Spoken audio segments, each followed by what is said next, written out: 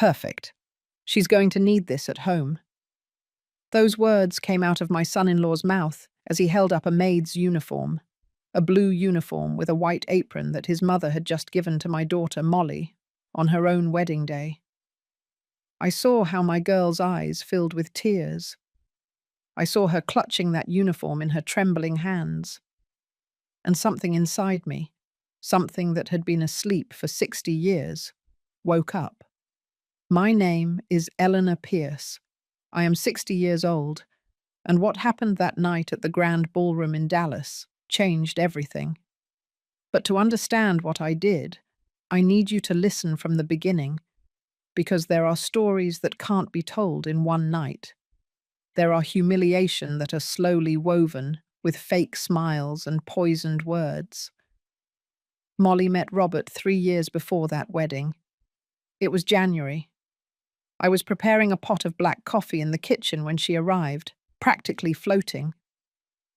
"Mum, I met someone."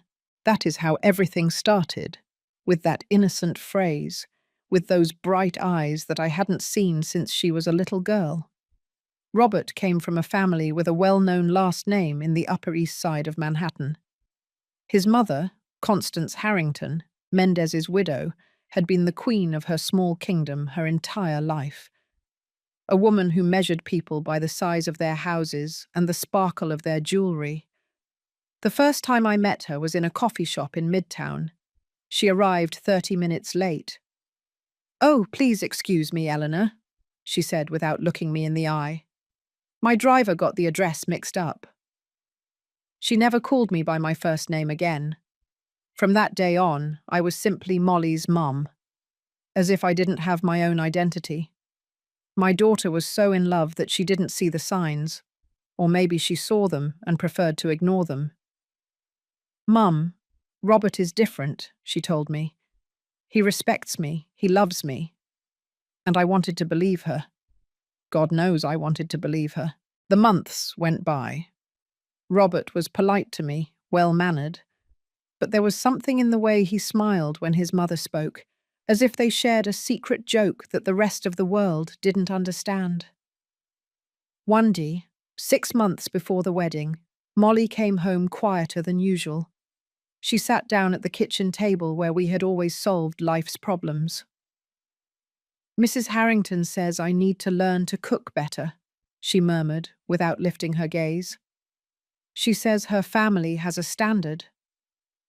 I felt something cold go down my back. "And what did Robert say?" "He laughed, Mum. He said his mother was right." That night I couldn't sleep. I lay there staring at the ceiling, thinking about all the times I had allowed others to make me feel small, all the times I had kept quiet just to keep the peace, and I swore to myself that my daughter would not inherit my silence. But Molly was determined to get married, and I started making plans that no one imagined. I hired a lawyer, a good lawyer. I asked him for absolute discretion. "I want to buy a house," I told him, "in my daughter's name, only in her name." He looked at me over his glasses. "Are you sure, Mrs. Pierce? It's a major decision." I have never been more sure of anything in my life. For months, I worked double shifts. I sold the jewelry my mother had inherited. I sold the car that I liked so much. Every dollar I earned, I saved with one single purpose. Molly knew nothing. Nobody knew anything. The wedding day arrived. The ballroom was decorated with white roses and blue hydrangeas. All paid for by the Harrington Mendez family, of course. They made sure all the guests knew it. The ceremony was beautiful. My girl looked radiant in her lace dress. I cried the way every mother cries who sees her daughter walk toward an uncertain future. Then came the reception, the toasts, the fake laughter, the superior looks from Mrs. Harrington and her circle of friends. And then came the moment for gifts. Mrs. Harrington got up from her table. She carried a box wrapped in gold paper. She walked over to where Molly was with that smile that I had already learned to recognize. that smile that didn't reach her eyes. "My dear Molly," she said in a loud voice so everyone could hear, "I want to give you something very special, something practical." She opened the box slowly, deliberately, and took out a maid's uniform, navy blue, with a white apron, with the name Molly embroidered on the chest. The ballroom fell silent. "So you're presentable when you do the housework," Mrs. Harrington continued. "A wife must know her place." Mrs. Harrington's friends laughed discreetly behind their napkins. Robert came closer, took the uniform in his hands, and with that smile that I already hated, he said, "Perfect, Mum. She's going to need this at home." I saw how tears ran down my daughter's face. I saw how she tried to smile, to keep her composure, not to make a scene, and at that moment, everything became clear. I got up from my chair slowly. My hands were trembling, but my voice came out firm, clear. "What an interesting gift, Mrs. Harrington," I said, walking towards them. "Now allow me to give my daughter mine." I took a small box out of my purse, lined with blue velvet. "Open it, my love," I told Molly. She looked at me with those eyes full of tears and confusion. She opened the box with trembling hands.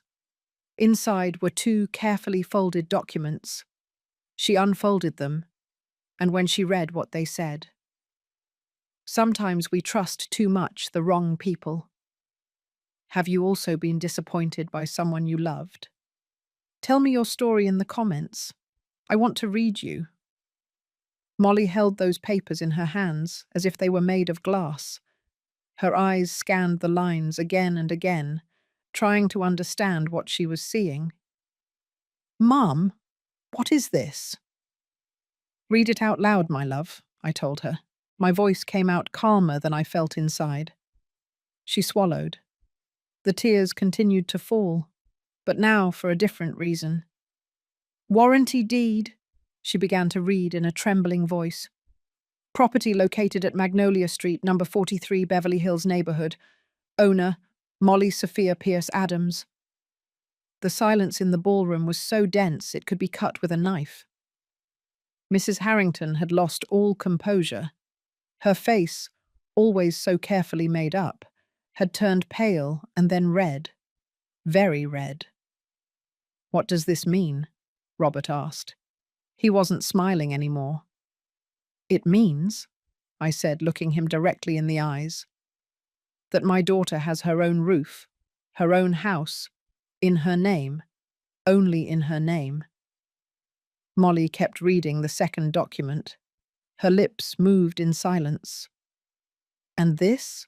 Mum, this is a trust agreement." "Yes, my dear. A trust agreement that establishes that this house is yours and only yours, that no one can claim rights over it, not even your husband. I need you to understand something. I am not a rich woman. I never have been. I have been working since I was 16 years old. First in my uncle's stationery store, then at the neighborhood high school as a secretary, and later as an administrator. Every dollar I have earned in my life I have sweated for. I have worked for it with my own hands. But there are things that money can't buy. Dignity, for example. Respect. The certainty that your daughter will not depend on anyone to have a place to sleep. The house I bought was not a mansion. It was a simple 3-bedroom house, with a small yard and a fountain in the patio. But it was hers. Completely hers. "I don't understand," Robert said. His voice had changed. He was no longer the polite, well-mannered son-in-law. He was a man who had just realized that something was not going according to his plans. "Why would you do something like this? Don't you trust me?" I approached him, very slowly. I looked at him as only a mother can look at the man who is about to hurt her daughter. "It's not about trust, Robert. It's about my daughter never having to wear that uniform your mother gave her. It's about if one day she decides that she no longer wants to be in a place where she is humiliated, she has somewhere to go." Mrs. Harrington finally found her voice. "This is an insult to our family." Her sharp voice echoed in the ballroom. Some people started murmuring. "You're implying that my son won't take good care of his wife." "I'm not implying anything, Mrs. Harrington. I'm just making sure my daughter has options." The guests began talking among themselves, some with approval, others scandalized. Robert's cousin, the one who had always been kind to me, gave me a small nod from his table. Robert's father, Mr. William, who had been quiet all night, rose heavily from his chair. He was an older man, 72 years old, with that air of authority that comes from years of commanding a company. "Eleanor," he said, approaching me. Everyone expected him to scold me, to defend his wife, but he didn't. He approached Molly and took her hands in his. "Honey, your mother is a very wise woman, and you are very lucky to have her." Then he looked at me. "I couldn't do this for my own daughter. I wish I had. Maybe today she wouldn't be living in a marriage that makes her unhappy." Mrs. Harrington let out a gasp. "William, how dare you?" "I dare because it is the truth, Constance. I dare because I'm tired of seeing how you treat people as if they were less than you." The reception never recovered from that moment. Some guests started saying goodbye early. Others stayed but with uncomfortable faces, not knowing where to look. Molly hugged me so tightly that I thought she was going to break my ribs. "Thank you, Mum," she whispered in my ear. "Thank you." "Don't thank me yet, my dear. This is just the beginning." And she was right, because what happened that night was only the beginning. Let me tell you how I came to that moment, how I came to make that decision that changed everything. 6 months earlier, when Molly had told me about Mrs. Harrington's comment about her cooking, I had gone to visit my sister, Lucy. Lucy is 2 years older than me. Her whole life she had been prettier, thinner, more elegant. She married young to a man from a good family, Richard, a well-mannered, handsome man with a prosperous import business. For 20 years, Lucy lived in a beautiful house in the Hamptons. She had a driver, she had maids, she had everything a woman could desire, except respect. Richard cheated on her. Everyone knew it. He didn't even bother to hide it. And when Lucy finally had the courage to ask for a divorce, she discovered something terrible. The house was in his name. The cars were in his name.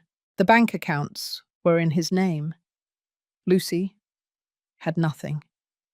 After 20 years of marriage, of raising 3 children, of organizing her husband's business dinners, of being the perfect wife, she had nothing.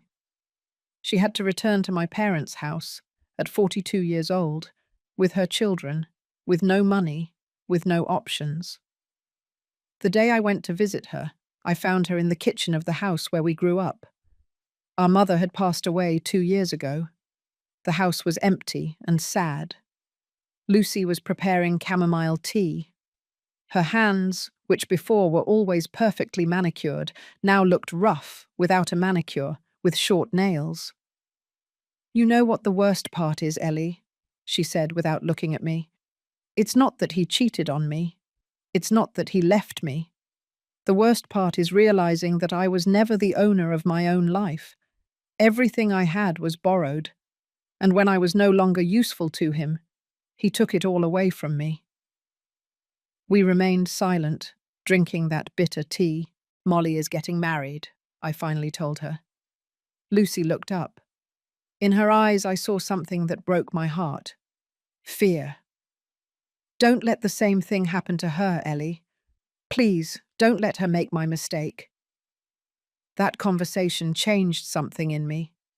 It made me see that love is not enough, that goodwill is not enough, that promises are not enough. That same night, I started making calculations. How much had I saved? How much could I get? How much did I need? My salary as an administrator wasn't bad. After 30 years of work, I had managed to save something. Not much, but something. My mother's jewels were kept in a safe in my closet. A pearl necklace, some white gold earrings, a ring with a small diamond that my father had given her on their 25th anniversary. "Forgive me, Mum," I whispered that night as I took it out of its case. "But this is for your granddaughter. I know you would understand." I went to 3 different jewelers to get the best price. In the last one, the owner was an older gentleman who looked at me with tired eyes. "They are very beautiful pieces," he told me. "Are you sure you want to sell them?" "Completely sure." He gave me a fair price. Not excellent, but fair. I signed the papers without hesitation.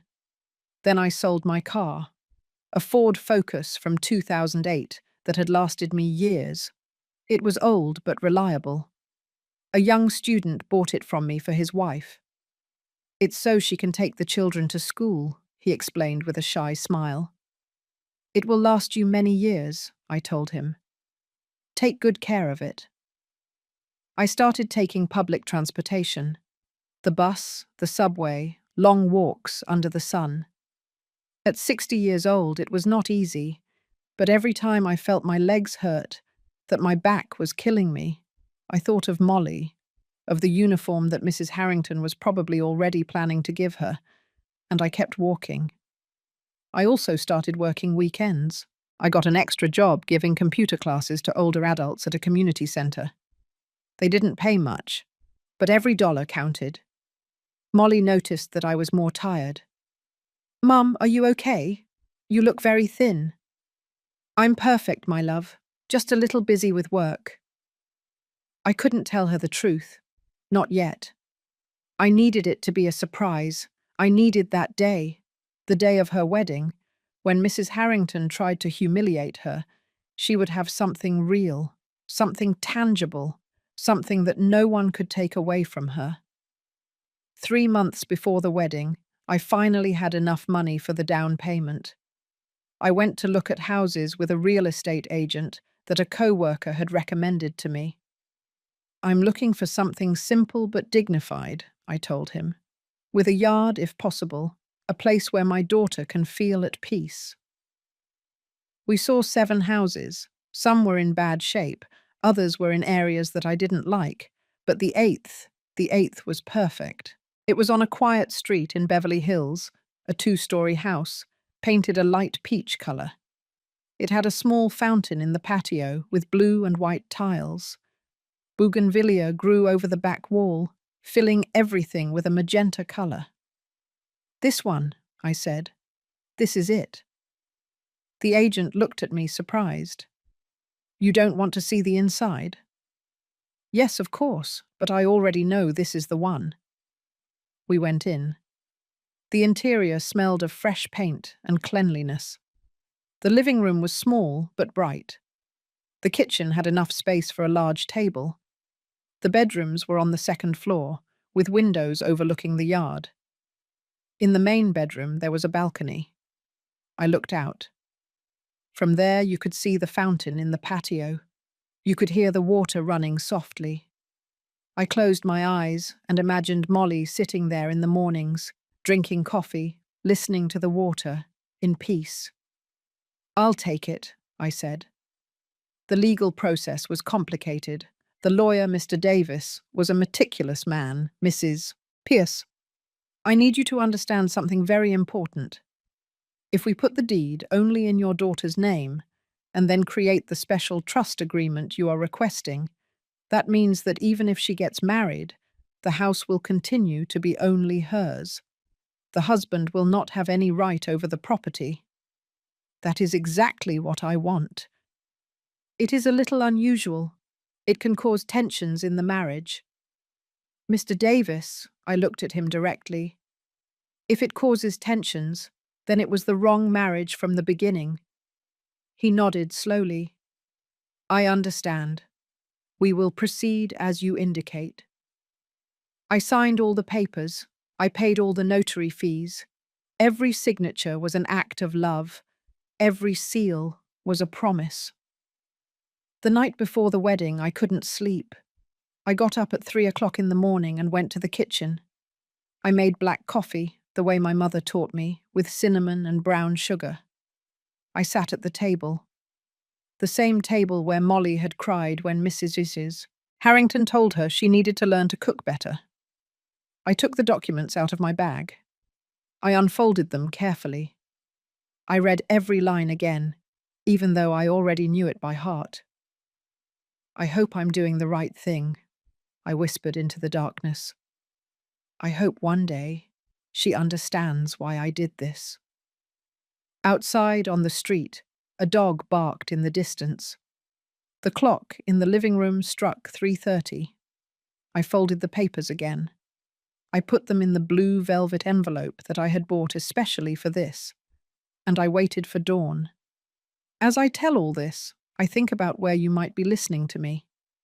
Write the name of your city in the comments. After Mr. Williams said those words about his own daughter, the ballroom was divided. There were those who looked at me with admiration. Other people, especially Mrs. Harrington's friends, threw looks of contempt at me. Robert had moved away from us. He was in a corner with his mother, speaking softly but with abrupt gestures. She moved her hands as if she were conducting an invisible orchestra. She nodded a lot. Molly remained clinging to me. I could feel her trembling. I don't know if it was from joy or fear. Maybe both. Mum, I don't know what to say. Don't say anything, my dear. Just promise me that you will never forget that you have that place. That you will always, always have a roof that is yours. She nodded against my shoulder. Her tears wet the fabric of my wine-coloured dress. The band started playing again, trying to recover the festive atmosphere. But it was useless. The damage was already done. Or rather, the protection was already in place. Uncle Arthur, my late husband's brother, approached us. He was a man of almost 70 years, with a white moustache and eyes that always seemed to be smiling. "Eleanor," he said in a low voice, "what you did there, your husband would be very proud." My husband? Charles. He had been dead for 8 years. A sudden heart attack while waiting for the bus to go to work. He was only 52 years old. We never had much. He worked in a hardware store. I worked at the school. But we were happy. He respected me. He valued me. He never made me feel less. "Thank you, Uncle," I said with a broken voice. When Charles died, I thought I would never be able to move forward. Molly was 17 years old. She was still in high school. Suddenly I found myself alone, with a daughter to support, with bills to pay, with an uncertain future. But I kept going, because that's what women do. We keep going even when the world is collapsing. And now, 8 years later, I was here, seeing my daughter get married, protecting her in the only way I knew how. Robert finally returned. His face had completely changed. He was no longer the loving groom. He was a stranger in a tie. "Molly, we need to talk." "Not now, Robert. It's our wedding." "Precisely because of that, we need to talk. My mother just gave me the best gift anyone could give me." Molly interrupted him. And in her voice there was something new, something I had never heard before. Firmness. Robert clenched his jaw. For a moment I thought he was going to explode, but he didn't. Instead, he forced a smile. "All right, we'll talk later." He walked away again, this time toward the bar. He ordered a whiskey, then another.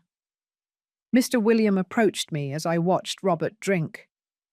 "My son is not used to things not going the way he expects." "I know. His mother raised him that way, believing that the world owes him something, that people are tools for his comfort." I looked at the old man. His eyes were tired. "Why did you stay with her all these years, Mr. William?" He sighed deeply. Out of cowardice, Eleanor. Out of pure and simple cowardice. And because when you are 60 years old and have a life built up, getting a divorce seems harder than enduring. But not a day goes by that I don't regret it. He was silent for a moment. Then he added, "Don't let your daughter make my mistake. If that boy doesn't treat her well, if he makes her feel small, if he mistreats her in any way, you already made sure she has somewhere to come back to." "I know. And I will be watching. You have my word." That was one of the saddest conversations of my life. Seeing an older man admitting that he wasted decades in a loveless marriage.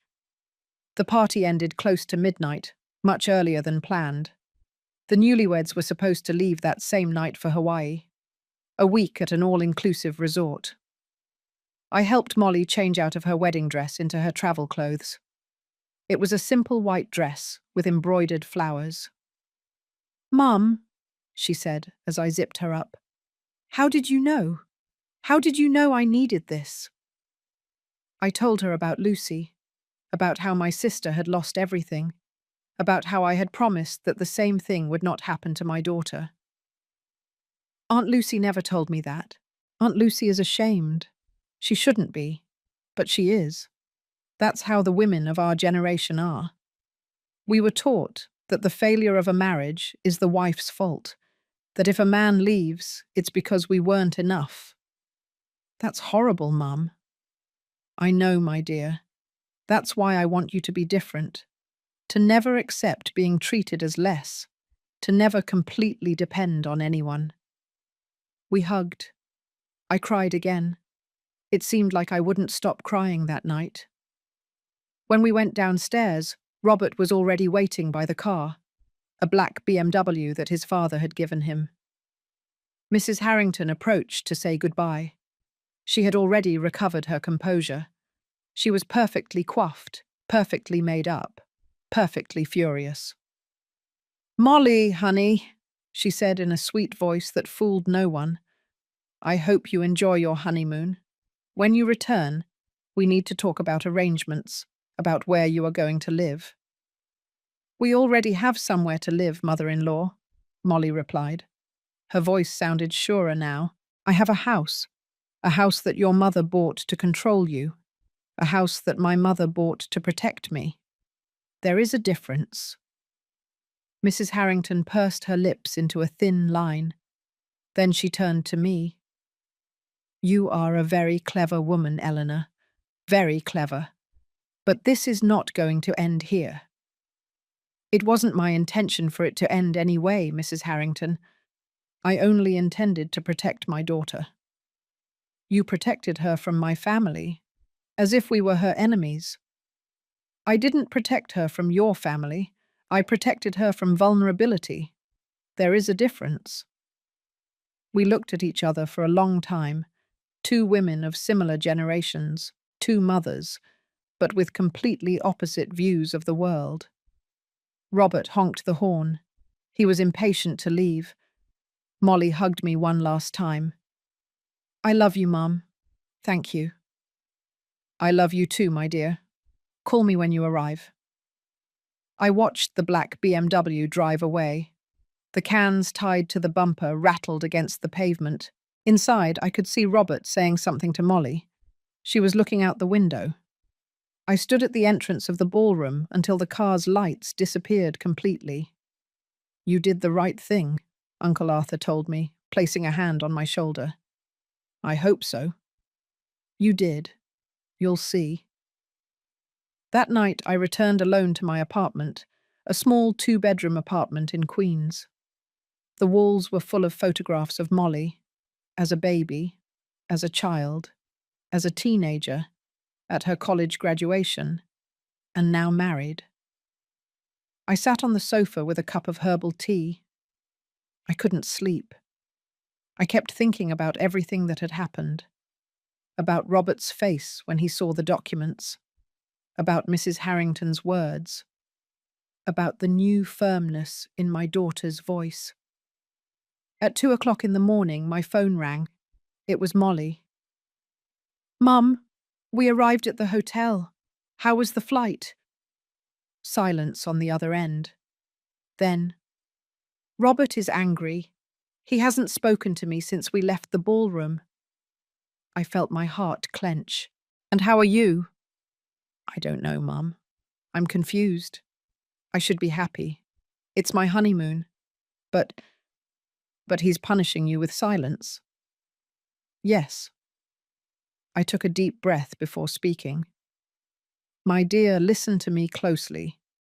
If a man punishes you with silence, with emotional abuse, with making you feel guilty for protecting yourself, that man does not love you.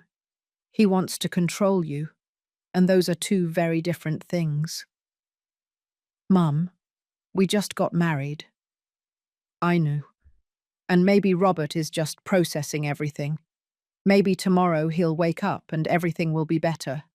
But if not, if in these next few days he treats you badly, if he makes you feel like you did something wrong by accepting my gift, then you know who he really is. I heard her crying on the other end. I'm scared, Mum. I know, my love, but you are no longer unprotected. Remember that. You have a house, you have options, you have a way out. We talked a few more minutes. Then she hung up because Robert had come out of the shower. I couldn't sleep all night.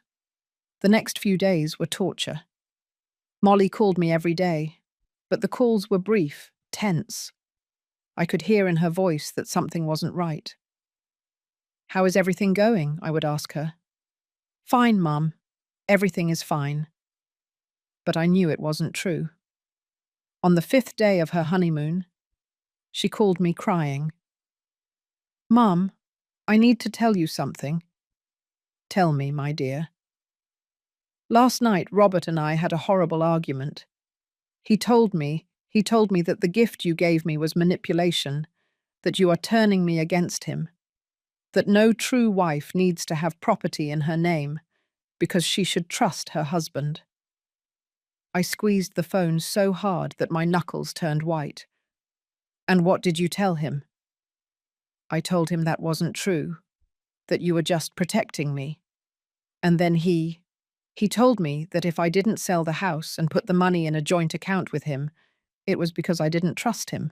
That if I didn't trust him, then why did we get married? Eleanor, he spent the whole night not talking to me, Mum. He slept on the suite sofa. This morning we packed in silence. The flight back is tomorrow, and I don't know what to do. My love, listen to me. What Robert is doing has a name. It's called emotional manipulation. He is making you feel guilty for something that is not your fault. He is punishing you for having something that is yours. But Mum, maybe you're right. Maybe I should trust him more. Trusting does not mean giving up everything. Trusting does not mean giving up your security. Trusting does not mean putting yourself in a position of complete vulnerability. She cried and cried. I don't know what to do. Yes, you do, my dear. Deep down, you know. But you're afraid. And it's okay to be afraid. But don't let fear make you make decisions that are going to hurt you. We hung up. I stayed seated in the kitchen, looking at the cup of coffee that was cooling in front of me. I thought about calling Robert, about telling him exactly what I thought of him, about yelling at him that my daughter was not his property. But I didn't, because Molly needed to learn to defend herself. I could give her the tools, the house, the security, but the strength to use them, she had to find that herself. The next day, they were picked up at the airport. Mrs. Harrington, Mr. William, and me. An awkward scene if there ever was one. Mrs. Harrington didn't speak a word to me. She behaved as if I were invisible. Mr. William, on the other hand, greeted me warmly. How have you been, Eleanor? Worried. I know. Me too. When Molly and Robert came out of the migration area, I could immediately see that something had changed. They were walking separately.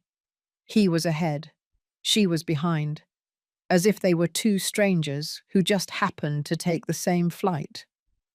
Molly hugged me tightly. She was thinner. She had dark circles under her eyes. "My love, are you okay?"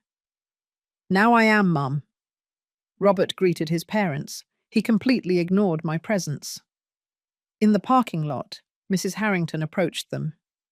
"Children, come have dinner at the house tonight. We need to talk about your plans, about where you are going to live." Robert immediately nodded. "Yes, Mum. Let's go." But Molly said, "No, thank you, mother-in-law. I'm very tired. I want to go home to rest." "Your house?" Mrs. Harrington asked with venom in her voice. "Are you referring to the house your mother bought to control you?" And then Molly did something I will never forget. She straightened up. She lifted her chin. She looked her mother-in-law directly in the eyes. And she said, "I am referring to my house, the house that is in my name, the house where my husband and I are going to live. And if he has a problem with that, then we have bigger problems than deciding where to have dinner." The silence that followed was absolute. Robert looked at her with wide eyes. Mr. Williams smiled slightly. Mrs. Harrington turned red as a tomato. And I felt like I could breathe for the first time in days. My daughter had found her voice. I still wonder if I did the right thing. "And you? What would you have done in my place?" The house in Beverly Hills was empty when we arrived. Molly had insisted that we go directly from the airport. Robert was driving the BMW in silence, jaw clenched. I followed in a taxi. When we arrived, the afternoon sun illuminated the bougainvillea growing over the wall. The fountain in the patio sang softly. Everything looked exactly as I had imagined that first time I saw the property. Molly got out of the car and stood in front of the main door. It was solid wood, walnut color, with a wrought iron knocker in the shape of a moon. "It's beautiful, Mum," she whispered. I took the keys out of my purse. 2 sets, one for her, another spare for me, just for safety. "It's yours, my dear, all yours." Robert took the suitcases out of the car with abrupt movements. He dropped them at the entrance with more force than necessary. "Are you going to let us in, or are we going to stand here admiring the facade?" His voice was cutting. I opened the door. The interior smelled new, of fresh paint and possibilities. The living room had clay tile floors. The windows overlooked the yard. There was a small dining room that connected to the kitchen. Everything was empty, of course. There was no furniture yet. "I thought you could decorate it to your liking," I told Molly. "Choose your own furniture. Make this place truly yours." She walked through every room, touching the walls, looking out the windows, discovering every corner. Her eyes shone in a way I hadn't seen in weeks. Robert, on the other hand, walked with his hands in his pockets, examining everything with a look of disgust. "It's small," he finally said. "It has 3 bedrooms, 2 full bathrooms, living room, dining room, kitchen, and a yard," I replied. "For a young couple, it is more than enough. My apartment in Midtown is bigger. This is her house, not a rented apartment." He looked at me with cold eyes. "It's not her house, it's Molly's. You made sure of that, didn't you?" "Exactly." We went up to the second floor. The main bedroom had that balcony that I had liked so much. From there you could see the fountain, surrounded by ferns and small white flowers that I myself had planted a week before the wedding. Molly went out onto the balcony. The wind moved her hair. For a moment she looked like a little girl again. My girl. "Mum, this is perfect." Robert entered the bedroom, looked around, and let out a dry laugh. "Perfect? It doesn't even have enough closet space for all my clothes." "You can put an additional closet in," I suggested, "or use one of the other bedrooms as a dressing room. Or we could sell this house and buy something better." something that belongs to both of us. The silence that followed was heavy. Molly turned from the balcony. We are not going to sell the house, Robert. Why not? If you really trusted me, this has nothing to do with trust. She interrupted him. Her voice was firm but tired. It has to do with the fact that this is the first thing in my life that is completely mine. Can you understand that? What I understand is that your mother manipulated both of us. My mother protected me. Why is it so hard for you to see the difference? I cleared my throat. I think it's better if I leave you alone. You have a lot to talk about. I quickly went down the stairs. I could hear their voices getting louder. I didn't want to be there. They needed to resolve this between themselves. Before leaving, I left the second set of keys on the kitchen sink. And I also left an envelope. Inside were $5,000. It wasn't much, but it was something for them to start buying the basics. Furniture, kitchen utensils, curtains. The taxi was waiting for me outside. The driver was leaning against the car, smoking a cigarette. Everything okay, Mum? Everything's fine, I lied. During the drive back to my apartment, I wondered if I had done the right thing. If maybe Mrs. Harrington was right. If perhaps my gift had been a form of manipulation. But then I thought of Lucy, about how she had lost everything, about how she had returned to our parents' house with nothing, without options, without dignity, and I knew I had done the right thing. The next few days were strange. Molly called me infrequently. When she did, her voice sounded muted. How are things going? Fine, Mum. Have you bought furniture yet? Some. Robert insists that everything be a certain brand. He says he can't live with common furniture.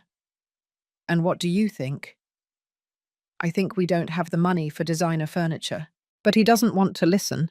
One Friday afternoon, 2 weeks after they returned from the honeymoon, I went to visit them without calling ahead again.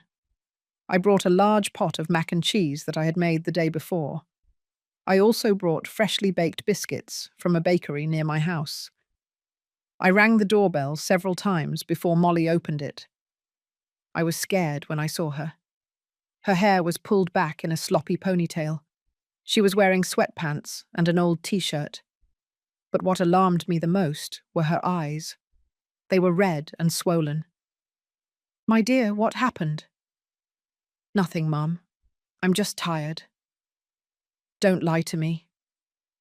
She looked behind her, into the house, and then lowered her voice. Robert is not here. He went to his parents' house. And why didn't you go? Because they don't invite me anymore. Mrs. Harrington says that as long as I live in this house, I'm not welcome in hers. I felt rage rise up my throat like bile. That woman? It's okay, Mum. Really, I prefer not to go. Every time I go, she makes me feel small. We went into the house. There was some furniture already. A grey sofa in the living room, a glass coffee table. In the dining room, a light wood table with 4 chairs. Everything looked very impersonal, like a furniture showroom, without photographs, without colour, without life. Where are your things? I asked. Your books, your plants, those embroidered pillows you liked so much. Robert says they don't go with the style of the house. Robert says. I repeated the words bitterly. And what do you say? She sat on the sofa and hugged her knees. I don't know what to say, Mum. Every time I suggest something, he rejects it. He says I have no taste, that he knows better because he grew up surrounded by beautiful things. I sat next to her and hugged her. My love, this is your house, yours, not his. If you want to fill it with embroidered pillows and plants and photographs in colourful frames, it's your decision. But we live together. I have to consider what he wants. Considering does not mean completely cancelling yourself out. Considering means reaching agreements. It means that sometimes things are the way you want and sometimes the way he wants. Not that it is always the way he wants. We heated the mac and cheese in the kitchen. The kitchen at least looked more used. There were pots and pans, spices in an organizer, a container with wooden spoons. At least here he lets me do what I want, Molly said with a sad smile. He says the kitchen is my territory. How generous of him! I couldn't help the sarcasm. We ate together at the dining room table. The mac and cheese was good, as always, the biscuits hot and soft. I miss you, Mum, she said suddenly. I miss living with you. I miss our talks in the kitchen. I miss you braiding my hair before bed. I miss you too, my dear. But this is your life now, your marriage. You have to make it work. And if it doesn't work, the question hung in the air between us. Then you have options. This house, your education, your ability. You are not trapped. She nodded slowly, but I could see in her eyes that she didn't completely believe me. Robert arrived near 7 o'clock in the evening. He entered through the door with that air of owning the world that I already knew well. Eleanor, he greeted me without smiling. I didn't know you were coming. I brought food for you all. I already ate at my parents' house. Real food. The implication was clear. My mac and cheese was not real food. I got up and started clearing the dishes. Well, I'm leaving now. I'll let you rest. Molly walked me to the door. When Robert couldn't hear us, I whispered, If you need me, no matter the time, call me, okay? Okay, Mum. I hugged her hard, very hard. I love you. I love you too. In the taxi ride back, I cried. I cried because my daughter was suffering and I couldn't do anything. I cried because the marriage she had been so excited about was turning into a cage. I cried because I knew things were going to get worse before they got better. The weeks passed. Molly kept calling me, but less and less often. When we spoke, it was brief. How are you? Fine. How are things with Robert? Fine. Are you sure? Yes, Mum. Don't worry. But I worried. I worried all the time. One Saturday morning, a month and a half after the wedding, my phone rang. It was Mr. William. Eleanor, I need to talk to you. Tell me, Mr. William. Not over the phone. Can we meet today? Me and my daughter, Gloria. Your daughter? Yes, the one I mentioned at the wedding. The one who is in an unhappy marriage. She wants to meet you. We agreed to meet at a coffee shop in Brooklyn. I arrived first, ordered a black coffee, and sat by the window. Mr. William arrived 10 minutes later with a woman in her 40s. She was thin, with her brown hair pulled back in a bun. She was dressed elegantly, but looked tired. Eleanor, this is my daughter Gloria. Gloria, this is Eleanor Pierce, Molly's mum. We shook hands. Hers was cold. Nice to meet you, she said softly. We sat down. Mr. William ordered coffee for himself and tea for his daughter. My father told me what you did, Gloria began. About the house for your daughter. I wish my mother had done something like that for me. I looked at Mr. William. He nodded, encouraging her to continue. Gloria took a deep breath. I have been married for 15 years to a man who mistreats me. Not physically. He has never laid a hand on me. But emotionally, he has destroyed me. Her voice cracked a little. She stopped. She took a sip of tea. When I got married, I worked at my father's company. I was the director of marketing. I liked my job. I was good at what I did. She was excellent, Mr. William corrected. My husband, Maurice, started saying that I didn't need to work. that he earned enough, that a wife should be at home. I left my job because I thought that would make us happy. She paused for a long time. But it didn't make us happy. He kept finding things to complain about, that the house wasn't clean enough, that the food wasn't like his mother's, that I had become boring because I no longer had anything to talk about except the home. Gloria. I took her hand across the table. It was trembling. 3 years ago, I asked him for a divorce, and I discovered that I had nothing. The house is in his name, the cars, the bank accounts, everything. I haven't worked in 12 years. I don't have recent experience. I don't have my own savings. And your father's company? Morris convinced my mother that I shouldn't go back, that it would be uncomfortable, that it was better if I stayed home. Mr. William closed his eyes. I could see the pain on his face. I should have defended her more, he said. I should have confronted Constance, but I didn't. And now my daughter is trapped. I'm not trapped, Gloria said with a thin voice. I'm just out of options. That's why I wanted you to talk to her, Mr. William explained. So you could see what can happen. So your Molly doesn't end up like this.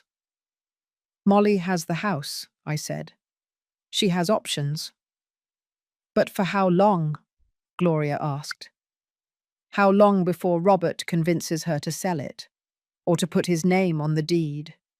My husband also started like that, little by little, asking for small things, making me feel selfish for wanting to keep something of mine. Her words chilled my blood. What are you telling me? I'm telling you to watch your daughter, to be vigilant, because men like Robert, like my brother, don't change. They just become more subtle. Mr. William looked at me with tired eyes.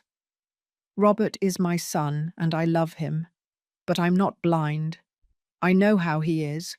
I know how his mother raised him, and I'm afraid for Molly. Me too, I admitted. Gloria squeezed my hand. Don't let your daughter end up like me. Please. We stayed there, in that coffee shop in Brooklyn. 3 people united by the fear that the women we loved were in danger. When I returned home that afternoon, I called Molly. My dear, I need to see you. Mum, I can't right now. Robert and I are going to the movies. To the movies? That's good. What are you going to see? I don't know. He's going to choose. And you don't want to choose? I don't really care. Anyway, I never like the same movies as him. That phrase, that simple phrase told me everything I needed to know. My daughter was losing herself. Molly. Yes, Mum. I love you. And I'm here. I'm always going to be here. I know, Mum. I love you too. We hung up. I stayed seated in my living room, looking at the photographs on the wall.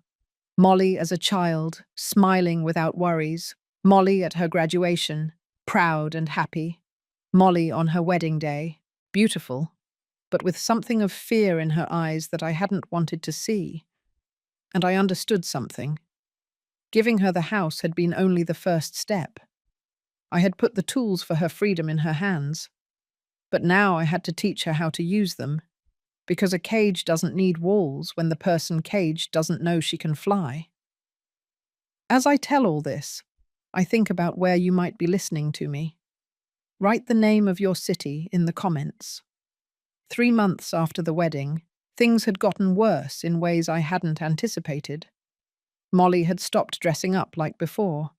She no longer wore those colourful dresses that she liked so much. Now she only dressed in black, grey, or beige. Neutral colours, colours that didn't draw attention. It's just that Robert says bright colours are for young women. She explained to me one day when I asked her. He says that now that I'm a married woman, I should look more serious, more mature. You're 26 years old, Molly. You're young.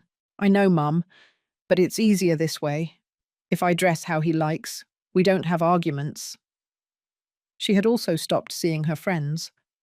Lauren, her best friend since high school, had called me a week earlier. Mrs. Pierce, is Molly okay? She no longer answers my messages. The last time I invited her out for coffee, she told me she couldn't because Robert didn't want her to go out alone. That Robert didn't want her to go out alone? Yes. He said that he thought it was inappropriate for a married woman to be out with single friends, that it gave a bad image. Every new piece of information was like a dagger in my heart.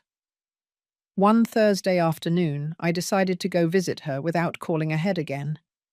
I needed to see with my own eyes how my daughter really was. I rang the doorbell several times. No one opened. I took out my emergency set of keys and went in. The house was in the gloom, all the curtains closed. It smelled of being shut up. Molly? I heard a noise on the second floor. I went up quickly. I found her in the main bedroom, sitting on the floor of the balcony, hugging her knees. Her gaze was lost. My dear, what are you doing here in the dark? She looked at me as if she didn't recognize me for a moment. Then her eyes focused. Mum, I didn't know you were coming. You didn't open when I rang. I didn't hear. I sat next to her on the floor. It was cold. The rainy season was starting and the sky was grey. What's wrong, my love? And don't tell me nothing, because it's not nothing. She remained silent for a long time. Then, in a voice so small I could barely hear her, she said, I'm pregnant. The world stopped for a moment. Pregnant? 2 months. And Robert knows? Yes. And what did he say? She started crying, deep sobs that shook her whole body. He said that now I definitely wouldn't be able to work, that I would have to dedicate myself completely to the house and the baby. He said it was time to sell this house, because with a baby, we are going to need something bigger, something in Midtown, close to his parents. I felt my blood boil. Sell the house? He says that with what we get from this house and what he has saved, we can buy a nice apartment. In both our names, of course, because now we are going to be a real family. Molly, look at me. She looked up. Her eyes were red, swollen. Don't sell the house. But Mum, no, don't sell the house. I said every word clearly. This house is your insurance. It is your freedom. It is your way out. Don't sell it. But we're going to have a baby. Robert is right. We need something bigger. This house has 3 bedrooms, 1 for you, 1 for the baby, and 1 for guests. It is more than enough. Robert says the neighborhood is not good, that Beverly Hills is too far from everything. Robert says. Always Robert says. And what do you say, Molly? What do you want? She was silent, and in that silence I understood something terrible. My daughter no longer knew what she wanted. She no longer knew who she was. Listen to me closely. I took her hands. I know you are scared. I know a baby changes everything. But don't let fear make you give up the one thing that is yours. Robert has his properties, he has his money, he has everything. But this house is yours, only yours. I don't want to fight with him, Mum. I'm so tired of fighting. I know, my dear, I know. I hugged her while she cried. Her body was thinner. I could feel her ribs. Have you eaten today? I'm not hungry. Are you going to the doctor? Robert wants me to go to his mother's gynecologist, a doctor in Midtown. And do you want to go to that doctor? I don't know him. Then let's find another one that you choose, one that you feel comfortable with. Robert is going to get angry. Robert is not the one who is pregnant. You are. You decide. For the first time in that conversation, I saw a flash of something in her eyes.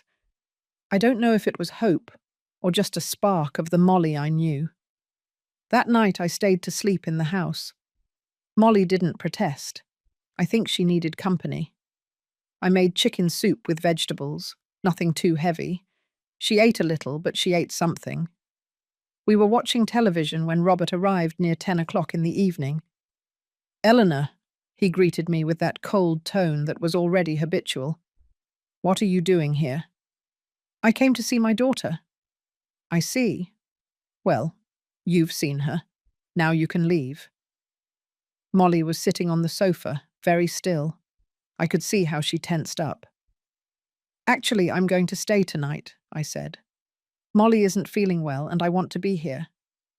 "It's not necessary. I can take care of my wife." "I'm sure you can, but I'm staying anyway." We stared at each other. It was a battle of wills. "Robert," Molly said with a trembling voice, "let her stay, please." He clenched his jaw. Then he went up the stairs without saying a word. "Thank you, Mum," Molly whispered. "You have nothing to thank me for." I slept in the guest room. Or rather, I didn't sleep. I stayed awake, listening. I heard when Robert entered the main bedroom. I heard their voices. He spoke in a low but harsh tone. She answered in monosyllables. I couldn't hear the exact words, but I didn't need to hear them. I knew that tone. It was the tone of a man who is used to getting his way. At 3 o'clock in the morning, I heard someone come down the stairs. I peered out. It was Molly. She went to the kitchen. She opened the refrigerator. She stood in front of the light, looking at the contents without taking anything out. I got up and went downstairs. "Can't sleep." She jumped. She hadn't heard me. "Mum, you scared me." "Sorry, my dear. Do you want me to make you something? Tea? Warm milk?" "I don't know what I want." She sat down in one of the dining room chairs. I put milk with cinnamon on the stove to heat up. "Robert is very angry," she said after a while. "He says that you are turning me against him, that before the wedding I was different. And what do you think?" "I think everything was easier before, when we were just dating, when he was sweet and attentive." "People don't change overnight, Molly. They just stop pretending." "Do you think he was pretending?" I poured the milk into 2 mugs. I sat across from her. "I think that when a man is courting, he shows his best version, and when he feels he has you, he shows his real version." So the Robert I knew wasn't real. Maybe he was real, but he wasn't complete. Now you are seeing the whole picture. She took a sip of milk. A tear rolled down her cheek. "I don't know if I can do this, Mum. Being a wife, being a mother, living like this." "You don't have to live like this. There are other ways." "Get a divorce?" "We just got married. I'm pregnant. I can't get a divorce." "I'm not saying you have to get a divorce. I'm saying you set boundaries, that you let him know that he can't treat you like you're his property." "It's easier said than done." "I know, my dear. Believe me, I know." We finished the milk in silence. Then I walked her back to her bedroom. "Mum?" "Yes?" "Were you happy with my dad?" The question caught me by surprise. "Very. Your dad was a good man." "But did you have problems?" "All marriages have problems, my love. The difference is how you resolve them. Your dad and I talked. We listened to each other. We respected each other. Neither of us tried to control the other." Robert says that controlling is another way of loving, that when someone loves you, they want to know where you are, what you're doing, who you're talking to. That's not love, Molly. That's possession. And there's a huge difference since. She nodded slowly. "Good night, Mum." "Good night, my dear." The next morning, I woke up early. I went downstairs and made coffee. I also made scrambled eggs with home fries. Robert came down first. He was dressed in a perfectly ironed grey suit. He smelled of expensive cologne. "Good morning," I told him. "Good morning," he replied without looking at me. He poured himself coffee and sat at the table with his phone. "Robert, we need to talk." "We have nothing to talk about." "I think we do. It's about Molly." "My wife is not your problem. She is my daughter. She will always be my problem." He looked up from his phone. His eyes were cold. "Look, Eleanor, I know you think you know me, that you know exactly what kind of man I am, but you don't know anything." "I know enough." "Yeah? Do you know that I love your daughter? That I would do anything for her?" "What I see is a man who is trying to isolate his wife, to cut her off from her friends, from her family, from everything that makes her feel like herself. What you see is what you want to see." "Then prove me wrong. I don't have to prove anything to you." At that moment, Molly came downstairs. She was wearing an old nightgown, her hair messy. She looked vulnerable. "Good morning," she said in a small voice. Robert immediately stood up. His attitude changed completely. Suddenly he was all smiles. "My love, how did you wake up? Did you sleep well?" "Yes." "Do you want me to prepare you something? Fruit? Yogurt?" "I already prepared breakfast," I said. Robert gave me a quick glance. Then he smiled at Molly again. "I have to leave. Important meeting. But I'll call you later, okay?" He gave her a kiss on the forehead. Then he left without saying goodbye to me. Molly and I ate breakfast in silence. She ate a little more than the night before. That was good. "Mum, I need to tell you something." "Tell me."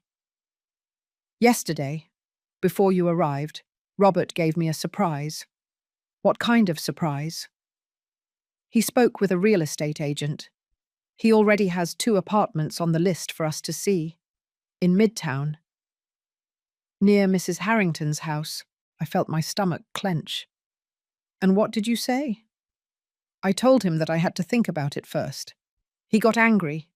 He said that any woman would be happy to move to Midtown, that only I would find reasons to complain. "Molly, listen to me. You don't have to sell this house. You don't have to do anything you don't want to do." "But he already spoke with the agent. He already made plans." "Plans without consulting you. Plans without your consent. That tells you everything you need to know." She played with the home fries on her plate. "Sometimes I think Mum Constance is right. That I am difficult. That any other woman would be more grateful. Mrs. Harrington is a bitter woman who raised a son who thinks women are objects. Don't listen to her.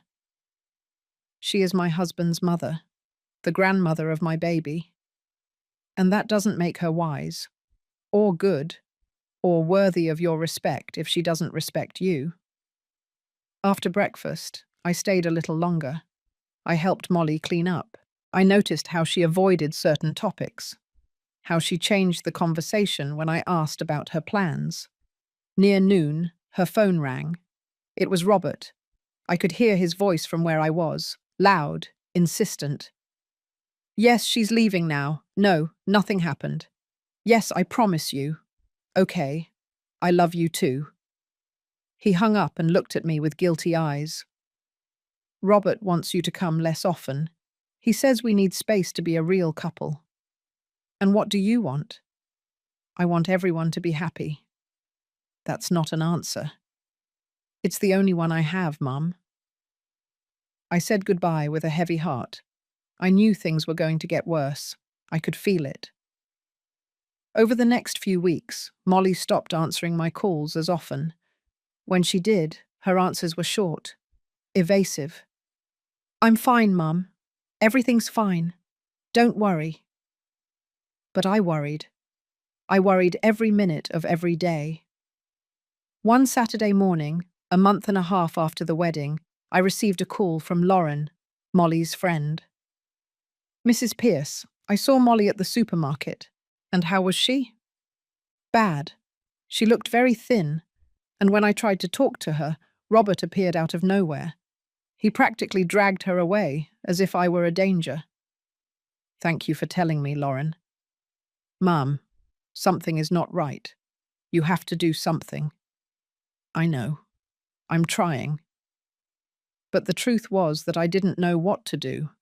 I couldn't force my daughter to leave her husband. I couldn't force her to set boundaries. I couldn't live her life for her. I could only be there, waiting, ready for when she needed me, and praying that it wouldn't be too late. That night, before sleeping, I took out the house deed. I read it again. Every word, every clause. The house was in Molly's name. Only Molly's. Robert had no legal right over it. But legal rights don't matter when someone has convinced you that you have no right to have rights. And that was exactly what Robert was doing, convincing my daughter that she didn't deserve to have something of her own, that being a good wife meant giving up everything, that true love was total sacrifice. I put the papers away and turned off the light. Outside it started to rain, one of those heavy rains that announce a storm. And I, lying in my bed, thought about my daughter, about my granddaughter or grandson on the way, about the future that looked darker and darker. And I wondered if everything I had done had been for anything, or if I had only delayed the inevitable. 2 more months passed, 2 months in which I barely saw my daughter, 2 months in which every phone call was shorter than the last, 2 months in which I felt like I was losing her. Molly was already 4 months pregnant. Her belly was just starting to show. I only knew because one afternoon I managed to convince her to meet up for some shopping. "You need maternity clothes," I had told her over the phone. "Robert says it's still too soon." "Robert is not the one who is pregnant. Come on, let's buy some nice things." She accepted with that tired voice that was already so familiar to me. We met at a shopping mall in the West Village. When I saw her arrive, I had to control the urge to cry. She was very thin. Her face looked gaunt. She had deep, dark circles under her eyes. Her hair, which had always been her pride, was dull and lifeless. "My love," I hugged her tightly. "Hi, Mum." We entered a maternity store. There were nice dresses, colourful, comfortable. I started pulling out options. "Look at this blue one. You would love it. And this yellow one. Imagine it with your hair down." "Mum, no." "No what?" "I can't buy colours. Robert prefers that I wear black or grey. He says it's more elegant." "Molly, you are going to be a mother. You are not going to a funeral." "I know, but it's easier this way, without arguments." The saleswoman looked at us with curiosity. I pretended not to notice. We ended up buying 3 dresses, all black, all lifeless, like my daughter had become. We went to get something at a coffee shop in the mall. She ordered chamomile tea. I ordered coffee. "How have you been feeling? Nausea? Dizziness?" "In the beginning, yes. Now better." "Have you been to the doctor?" "Yes, with the gynecologist that Mrs. Harrington recommended." "And how is he? Do you like him? Do you feel comfortable with him?" "He's professional." That word. Professional. Not kind. Not understanding. Professional. "Does Robert go with you to the appointments?" "Sometimes. When he can. He says his work is very demanding." "But the job of being a husband is also demanding, especially when your wife is pregnant." She didn't say anything. She just stirred her tea with the spoon, again and again, a nervous gesture that she had never had before. "Mum, There's something I need to tell you. My heart raced. Tell me. Robert found a buyer for the house. The world stopped. What? It's a young couple. They have 2 children. They are willing to pay a good price. Robert says that with that money and what he has saved, we can buy the apartment in Midtown that he likes so much. Molly, no. I already signed the preliminary papers. I felt like I couldn't breathe. You already signed? Robert told me it was just to show that we were interested, that we could still back out. And do you want to back out? She started crying. There, in the middle of the coffee shop, with people around. I don't know what I want, Mum. Robert says it's what's best for the baby. That in Midtown there are better schools, better parks, better everything. That I am selfish for clinging to a house just because you gave it to me. That house is yours. It is your security. It is your freedom. Robert says that freedom in marriage is a myth, that when 2 people get married they become one, and that what is mine is his and what is his is mine. Then why is the new apartment going to be in both your names, but he didn't put the house in both your names when you got married? She was silent. I could see that she had never asked herself that question. She hadn't thought about that. Well, think about it now. Think carefully. Why does he want you to sell what is yours to buy something that will belong to both of you? Why don't you buy the new apartment and keep the house as an investment? He says we don't need 2 properties. He has more than 2 properties, Molly. He has the apartment where he lived when you were dating. He has a plot of land in Napa Valley that his dad inherited. He has shares in the family company. But the only thing he wants to get rid of is yours. I saw how the ideas began to connect in her mind, how she began to see what I had seen from the beginning. My God, she whispered. You're right. My love, I need you to promise me something. Don't sign anything else. Nothing. Until you talk to a lawyer. A lawyer? Robert will think I don't trust him. And maybe you shouldn't trust him, at least not blindly. She wiped her tears with a napkin. What am I going to do, Mum? I already signed those preliminary papers. Tomorrow we will go with Mr. Davis, the lawyer who helped me with the deed for the house. He will tell us what can be done. Robert cannot find out. He won't find out, unless you tell him. We stayed a little longer in the coffee shop. Molly started talking, and once she started, she couldn't stop. She told me things that chilled my blood, how Robert checked her phone every night while she slept, how he had asked her for the passwords to all her social media accounts, how he got angry if she took more than 10 minutes to reply to his messages, how he had started criticizing her body, her weight, the way she dressed, the way she spoke, how Mrs. Harrington came to the house without calling and checked how clean it was, how she left her little notes where she had found dust or mess, how Robert had suggested that she quit her job, even though she had only been working for a year as a graphic designer at a small agency. He says that with the baby, I won't be able to concentrate, that it's better if I resign now and dedicate myself to preparing everything for when he is born. And do you want to resign? I like my job. They don't pay much, but I like it. It makes me feel useful. Then don't resign. But Robert says, Robert says, Robert says, Robert says. I hit the table gently but firmly. And what do you say, Molly? When are you going to start saying what you want? She looked at me with scared eyes, like a little girl. I don't know how. Then we will learn together. The next day we went to see Mr. Davis. His office was in an old building in Boston. We went up 3 floors by narrow stairs. The lawyer was a man of about 60 years, with thick glasses and a completely white beard. He received us warmly.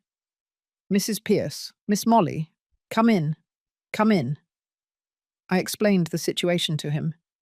He listened carefully, making some notes in a notebook. When I finished, he leaned back in his chair and sighed. I see. Well, first things first. Did you bring the papers you signed? Molly took some documents out of her purse. The lawyer read them carefully. After a few minutes, he looked up. This is a letter of intent. It is not legally binding. You can back out without any problem. Molly let out a sigh of relief. Seriously? Seriously. But there is something more important that we must discuss. This house is deeded only in your name, correct? Yes, and there is a special trust agreement that prevents your husband from having rights over it, correct? Well, I need you to know something. To sell that house, you need to sign in front of a notary, and the notary has the obligation to make sure that you understand what you are doing, that you are not being pressured. And if I have already signed in front of the notary, have you already done it? No, not yet. Robert said we had an appointment next week. The lawyer leaned forward. Molly, look at me. If you don't want to sell that house, no one can force you. Your husband has no legal right over it, none. Do you understand? But we're married. And yet, the trust agreement that your mother established is very clear. That property is yours and only yours. Robert says I'm selfish. Robert is trying to manipulate you into giving up your security. Molly started crying again. I don't know what to do. If I don't sell the house, he is going to get so angry. I don't know what will happen. The lawyer looked at me. Then he looked at Molly. Honey, has your husband threatened you? Has he laid a hand on you? No, never. He's not violent. But are you afraid of his reaction? She didn't answer immediately. That was already an answer. I'm afraid that everything will get worse, she finally said. That he'll get angry. That he'll punish me with silence. That he'll go off with his mother and leave me alone. And would that be so bad? The lawyer asked softly. Being alone. I'm pregnant. I can't be alone. You wouldn't be alone, I said. You have me. You have the house. You have options. The lawyer took a business card from his desk. Look, I'm going to give you the number of a colleague of mine. She is a lawyer specializing in family law. If at any point you feel you need advice about your marriage, about custody, about anything, call her. Okay? Molly took the card with trembling hands. Thank you. We left the office with more questions than answers. But at least Molly now knew that she had rights, that she was not completely defenseless. I walked her to the bus stop back to Beverly Hills. Before she got on, I hugged her. I love you, my dear, and I'm going to be here, always. I know, Mum. I love you too. I watched the bus drive away. Molly waved to me from the window, and I had a bad feeling, a feeling in my stomach that I couldn't ignore. That night, at 11:30, my phone rang. It was Molly, crying so hard she could barely speak. Mum, I need you to come. Please. What happened? Are you okay? Is it the baby? Robert knows. He knows we went to the lawyer. I don't know how he found out, but he knows. Where are you? In the house. He left. He said horrible things, Mom. He said that I was ungrateful, that he had been so good to me and I was paying him back like this, that you had brainwashed me. I'm on my way. Don't move. Do you hear me? Don't move. Hurry, Mom. Please. I hung up and ran out. I didn't even change out of my pajamas. I put on a sweater and ran down the stairs of my building, almost flying. There were no taxis on the street. I had to walk 4 blocks to a main avenue. Finally, I found one. Beverly Hills, Magnolia Street. And hurry, please. The journey was eternal. Every red light was torture. Every slow car was an unbearable obstacle. When we finally arrived, I gave the taxi driver $200 and told him to keep the change. I ran toward the house. The door was ajar. "Molly?" I found her sitting on the stairs, hugging her knees. She was trembling. I sat next to her and hugged her. "I'm here now. It's over." "It's not over, Mum. This is just beginning." She was right. This was just beginning, and the worst was yet to come. That night I stayed with Molly. I wasn't going to leave her alone. Robert didn't return.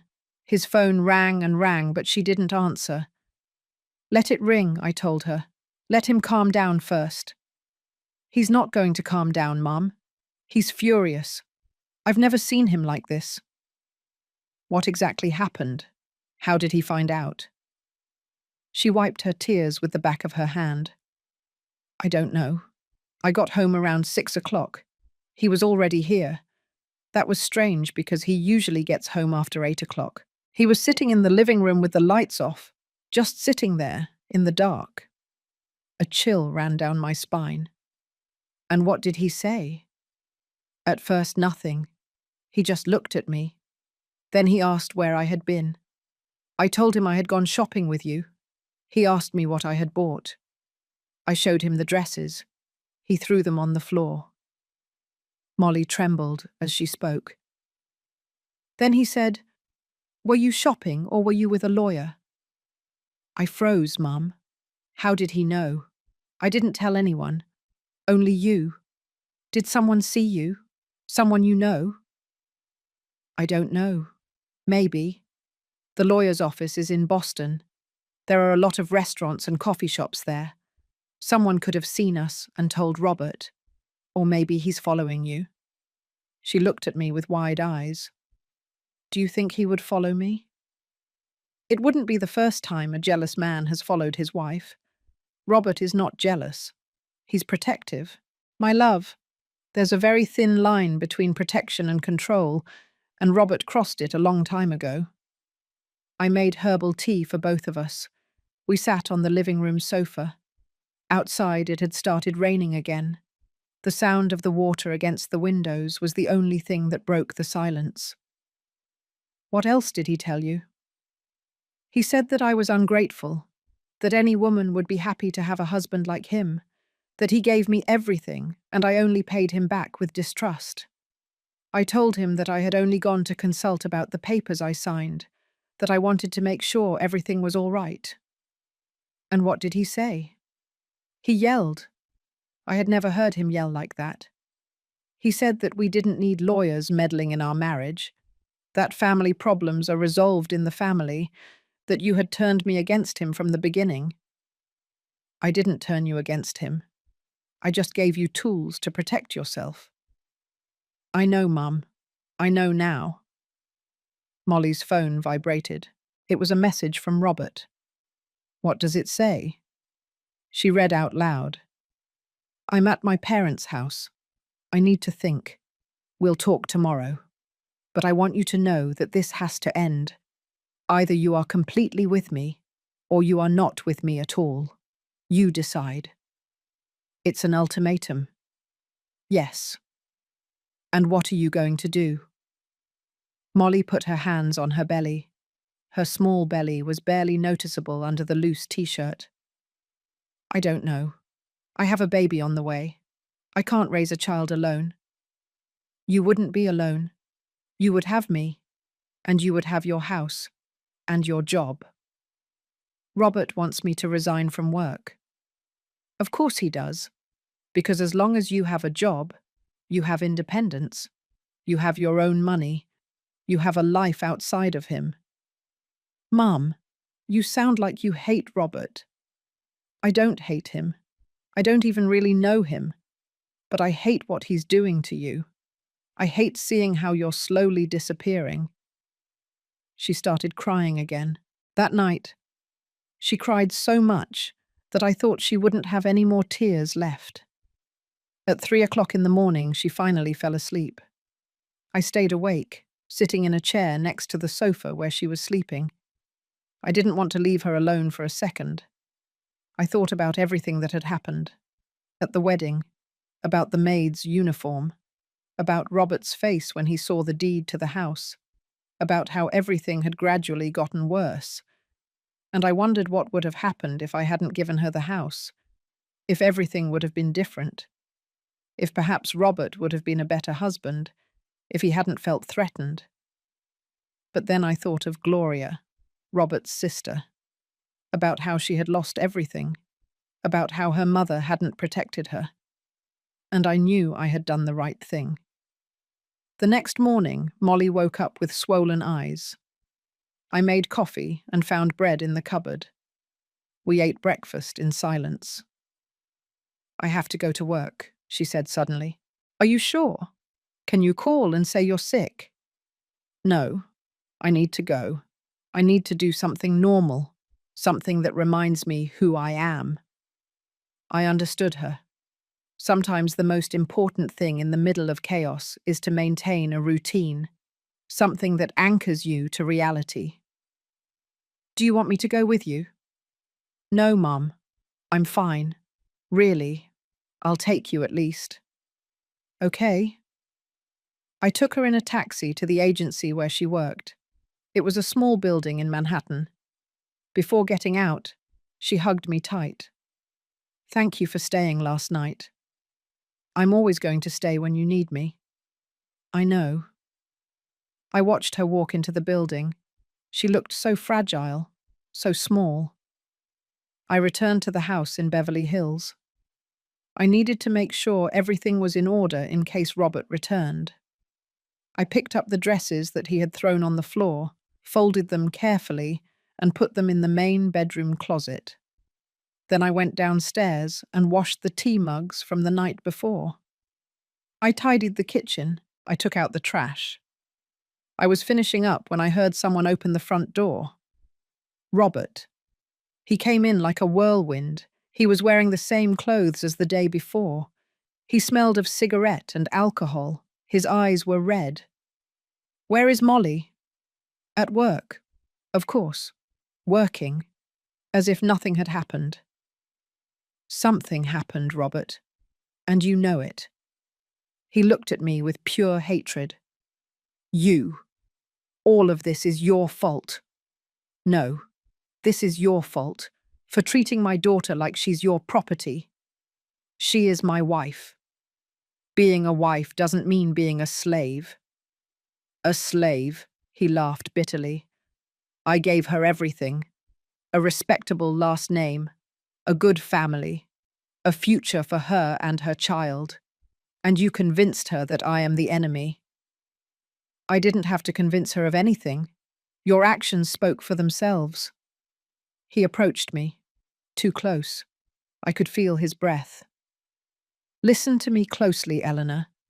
Molly is my wife. That baby is my son. And this house farce is going to end. She is going to sell it, and we are going to buy something together, as it should be. That is not for you to decide." "Oh no, I'm her husband. I have every right." "You have no right. The house is in her name, only hers, and if she doesn't want to sell it, it won't be sold." "She already signed the papers." "She signed a letter of intent. It is not binding.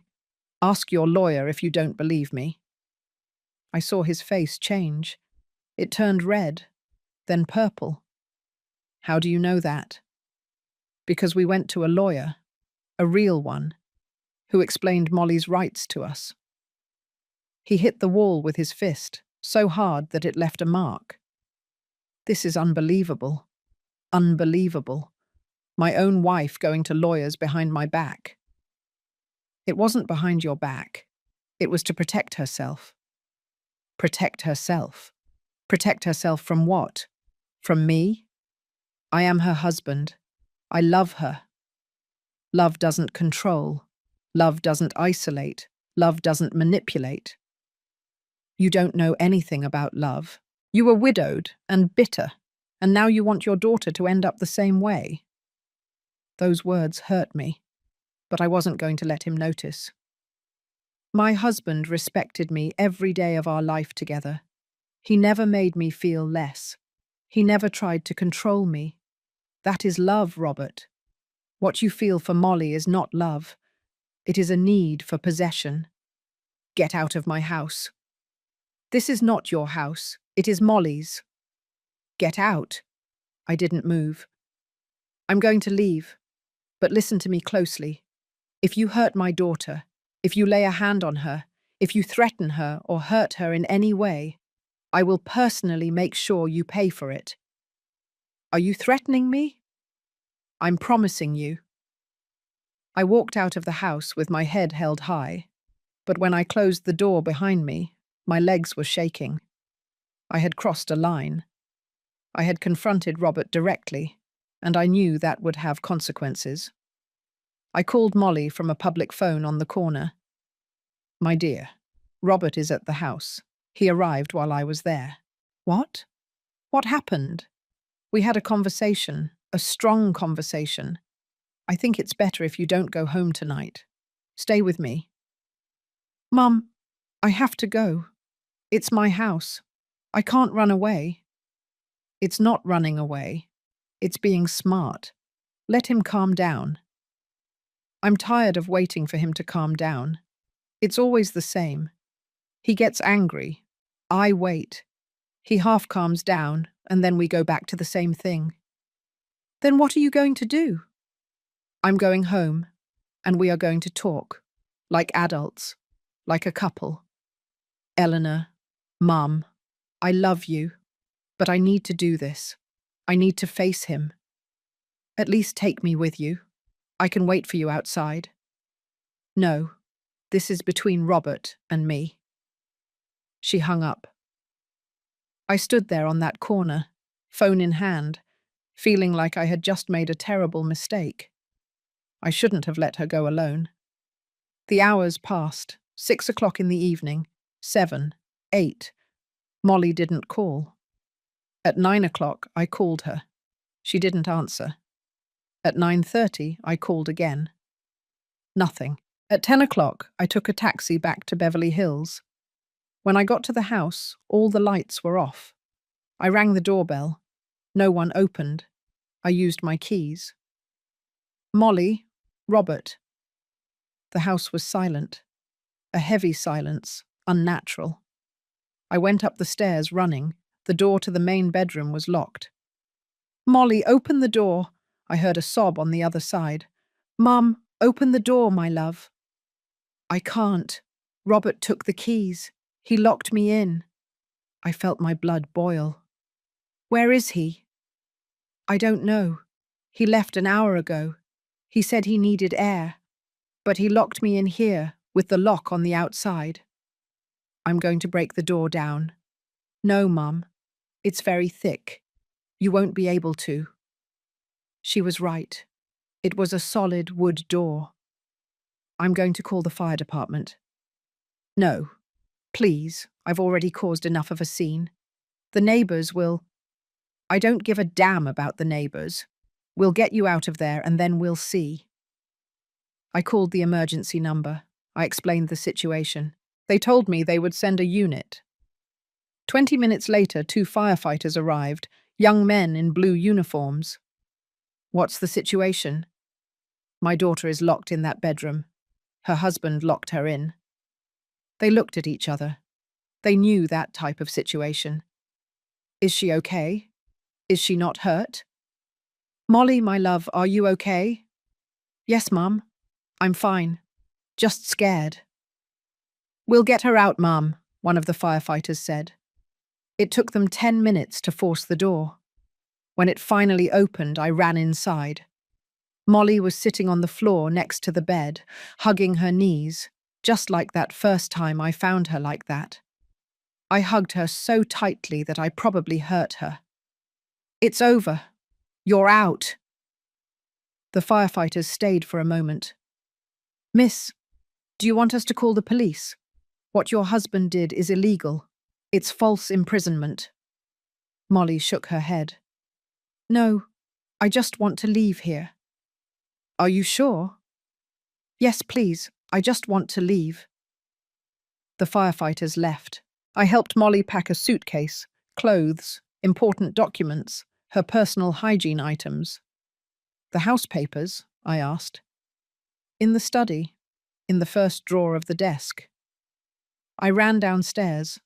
I found the documents, the deed, the trust agreement. Everything was there. I put them in my purse. When we left the house, it was almost 11 o'clock at night. The street was dark and silent. The bougainvillea moved in the wind. Molly turned to look at the house one last time. I thought I was going to be happy here. You still can be, just not with him. I'm pregnant, Mum. 4 months pregnant. What am I going to do? You are going to be a mother. You are going to raise your child with dignity and love. And you are going to teach him or her that never, ever does anyone have the right to lock you in. That night, Molly slept in my bed, just like when she was a little girl and had nightmares. And I stayed awake, watching, protecting, because I knew this wasn't over. Robert was not going to accept her leaving just like that. The storm was just beginning, and the worst was still to come. The next 3 days were hell. Robert called constantly. He left messages, some full of apologies, others full of threats. My love, forgive me. I don't know what happened to me. I was so angry, so confused. Please come back. I promise it will be different. And then, 2 hours later, if you don't come back, I'm going to make you regret it. That baby is mine too. You can't take him away from me. My family has lawyers. The best. We are going to take custody away from you. Molly listened to the messages and cried. I deleted each one after she listened to it. He can't take custody away from you, I told her. You have nothing to worry about. But his family has money, Mum. They have power. What if they can? They can't. You haven't done anything wrong. He was the one who locked you in. He was the one who mistreated you. On the 4th day, Mrs. Harrington showed up at my door. She rang the doorbell at 10 o'clock in the morning. When I opened it, she was there in her designer coat and dark glasses. I need to talk to Molly. She doesn't want to talk to anyone from your family. I am her mother-in-law. I have a right. You have no right. Leave. Eleanor, don't be ridiculous. This can be fixed. They are a married couple. They have a baby on the way. They just need to talk. Your son locked my daughter in, with a lock, as if she were a prisoner. He was upset. Men do things when they are upset. That is not an excuse, and it never will be. You are the one who has caused all this, with your damn house, with your need to control Molly. I didn't lock her in. Your son did. Mrs. Harrington pursed her lips. Robert is devastated. He's not eating. He's not sleeping. He just cries and asks for her. Then let him come and beg her forgiveness on his knees. And even then, I don't know if she should forgive him. They are husband and wife, before God. God does not approve of mistreatment. She was silent for a moment. Then she took an envelope from her purse. This is an offer. From my husband. An offer? If Molly returns to Robert, my husband will give her an apartment in her name. Only hers. As compensation. I couldn't believe what I was hearing. Are you telling me you want to buy my daughter? It's not buying her. It's securing her future. Her future is secured. She has a house, the one I gave her. And she has her dignity, which your son almost took away from her. That house is not enough. Mr. William is offering something much better. In Midtown, 3 bedrooms, 2 parking spaces. I don't care if he's offering a palace. My daughter is not going back to a man who locked her in. Mrs. Harrington put the envelope away. This is a mistake. We are all going to regret this. The only thing I regret is not having seen what kind of family you are sooner. She left without saying more. When I closed the door, I was shaking with rage. Molly had heard everything from the living room. An apartment in Midtown. It doesn't matter where it is. It's not worth your freedom. But, Mum, it's a good offer. And with the baby you need to be safe, peaceful, not with a man who locks you in when you don't do what he wants. She sat on the sofa. She looked so tired. I don't know what to do. Yes, you do. Deep down, you know. That afternoon, we went with the lawyer that Mr. Davis had recommended. Her name was Sarah Thompson. She was about 40 years old and had a direct look that inspired confidence. We told her everything, from the wedding to the false imprisonment. She took notes without interrupting. When we finished, she looked up. You have a very clear case of psychological violence and false imprisonment. We can proceed with a divorce lawsuit and request a restraining order. Restraining order? Molly asked. Leah. Yes, so Robert can't approach you. It's for your safety and the baby's. But he's the father of my child. And he will be able to see his child, but with supervision, at least until he proves he is not a danger. Molly started crying. This got out of control. We just wanted to be happy. I know, Sarah said softly, but happiness cannot be built on fear. And you are afraid of your husband. That is not right. We left the office with papers to sign. A divorce lawsuit, a request for child support, a temporary restraining order. Everything was becoming real, very real. That night, Molly finally made her decision. I'm getting a divorce. Are you sure? No, but it's the right thing to do. For me, for my baby. I hugged her as tightly as I could. I'm proud of you. I'm so scared, Mum. I know, but I'm here, and I'm never going to leave you alone. The next day, we signed the papers. The lawyer presented everything to the judge. Robert received the notification 3 days later. And then the real hell began. Calls, messages, appearances at my building, calls to Molly's work. But she stood firm. I'm not coming back, she told him over the phone one night. I can't. You hurt me, Robert, and I need to protect myself. It's protecting yourself from me. I'm your husband. I love you. Love doesn't lock you in. Love doesn't control. My mum was right. Your mum destroyed you. We were happy until she put her ideas in your head. We weren't happy. I was unhappy. I was just so scared that I couldn't admit it. She hung up. And for the first time in months, I saw something in her eyes that I hadn't seen in a long time. Peace. Not happiness yet, but peace. And that was enough for now. 6 months later, Molly gave birth to a beautiful girl. Her name was Ellen, like my mother. The birth was natural, without complications. I was there, holding her hand, wiping her forehead with a damp cloth. You did it, my dear. You did it. When they placed the baby in her arms, Molly cried. But this time they were tears of joy. Hello, my love. Hello, Ellen. Your mum is going to take care of you always, I promise you. Robert was not at the birth. The restraining order was still in effect. He could only see the baby with supervision once a week at a specialized center. At first he went religiously. He held Ellen, he talked to her, he sang to her.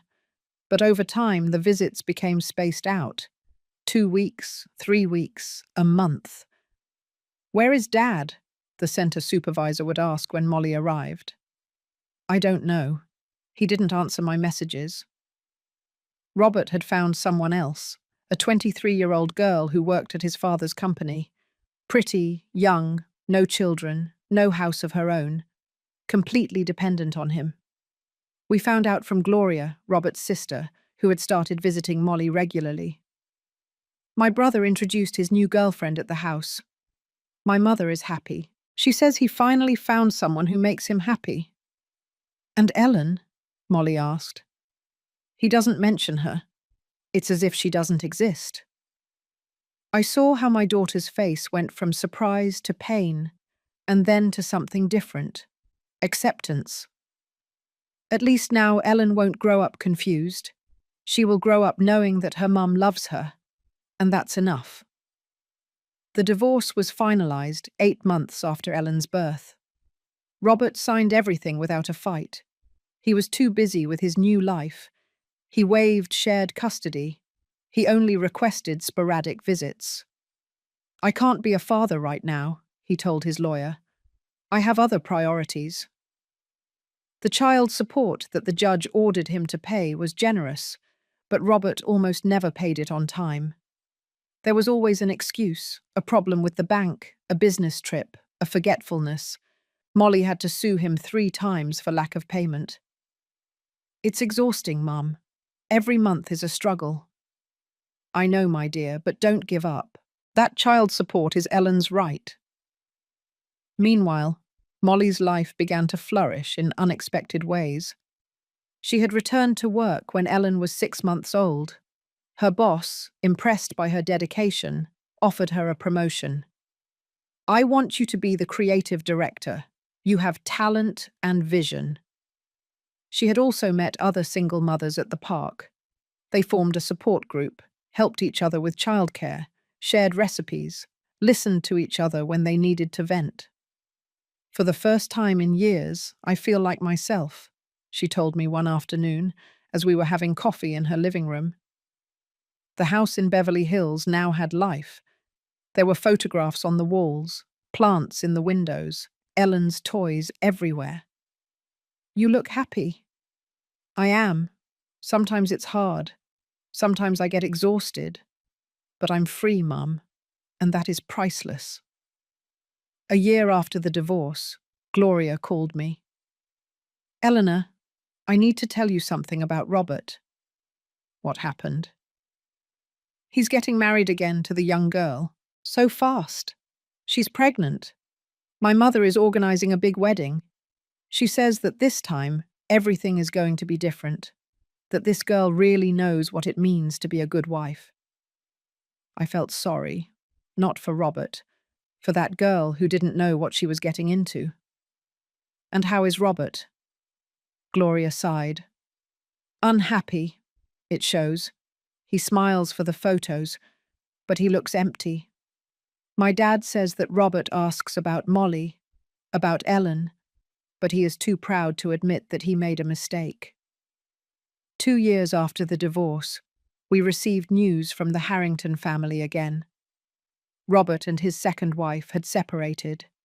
She had left him, taking their 1-year-old son. She said he was controlling, that he isolated her from her family, that he checked her phone. Everything you said he was doing, Gloria told me over the phone. It's sad, I said sincerely. Sad that he doesn't learn. My dad tried to talk to him, told him he needed therapy. Robert yelled that everyone was against him, that modern women don't know how to be wives. Mr. William had tried to approach Molly several times. He wanted to meet his granddaughter, but he respected that she needed time. Finally, when Ellen turned 3, Molly accepted a visit. Mr. William arrived with tears in his eyes. She's just like you when you were a baby, he told Molly. Beautiful. He had brought her a gift, a small necklace with a cross charm. It was my mother's, for Ellen, to protect her. Thank you, Mr. William. I am so sorry for what my son did to you. I tried to raise him better. I really did. It's not your fault. Robert is an adult. He made his own decisions. The old man nodded sadly. Do you know? Robert lost his job at the family company. Why? Because my dad discovered that he was diverting funds to maintain his lifestyle. to impress his girlfriends. He fired him, and Mrs. Harrington continues to defend him. She says everyone is unfair to him, that the world is against him. But I am tired, very tired. 3 months later, Mr. William passed away, a heart attack while he slept. Molly went to the funeral. She took Ellen, who already understood that this older gentleman was her grandfather. Robert was there. He looked gaunt, older than his 32 years indicated. When he saw Molly, he approached her. "Thanks for coming. I'm sorry for your loss. He loved you very much. He always defended you." "I know." Robert looked at Ellen. The girl had Molly's dark hair and his green eyes. "She's beautiful." "Yes. I ruined everything, didn't I?" Molly didn't answer immediately. Then, in a soft but firm voice, she said, "Yes, you ruined it, but I built something better from the ruins." He nodded. A tear rolled down his cheek. "I'm sorry. For everything." "I know." It was the last time they spoke. Years later, I heard that Robert was still alone. He lived in a small apartment. He worked at a company that wasn't his family's. His mother visited him often, still blaming the world for his unhappiness.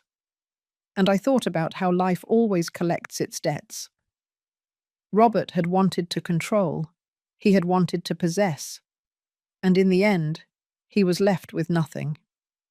While Molly, who had had the courage to leave, to rebuild herself, to choose her freedom, had everything. He once called me crazy when I told her not to sell the house. Years later, I saw him alone at his father's funeral, with that empty look of someone who knows he lost the best thing he had. Life always collects its debts. Always. Today, Ellen is 7 years old. She is a brilliant girl, full of life and questions. "Grandma, why doesn't my dad come to see me?" It's the question that hurts me the most to hear, but Molly has learned to answer it with honesty. "Because your dad is lost, my love. Sometimes adult people get lost and don't know how to find their way back. And will he find it someday?" "I don't know, my darling. But what I do know is that you have a lot of love. From your mum, from your grandma, from all the people who love you." And it's true. Ellen is surrounded by love. The house in Beverly Hills continues to be the refuge for both of them. Molly never sold it. She never considered it after that night. The bougainvillea has grown so much that it covers almost the entire back wall. The fountain continues to sing with the water falling over the tiles. And in the afternoons, Molly and Ellen sit on the main bedroom balcony to watch the sunset. "This place saved us," Molly told me a few months ago. "Not just physically, emotionally. Having a place of my own, something that no one could take away from me, gave me the strength to keep going. That's why I gave it to you, my dear. I know, and I thank you for it every day." Molly is now creative director of a large agency. She earns well, has savings, and has started investing. "I want Ellen to have what I had," she tells me. Security, options, the certainty that she will never completely depend on anyone. She has also met someone. His name is Jeff. He is an elementary school teacher. Divorced too, with a daughter Ellen's age. They are not in a hurry. They have only been dating for 6 months. But what I see in them is different from what I saw with Robert. I see respect. I see that he listens to her. I see that he consults her before making plans. I see that he doesn't try to change her. "It's strange, Mum," Molly told me last week. "With Robert, I always felt like I had to be less so he could feel like more.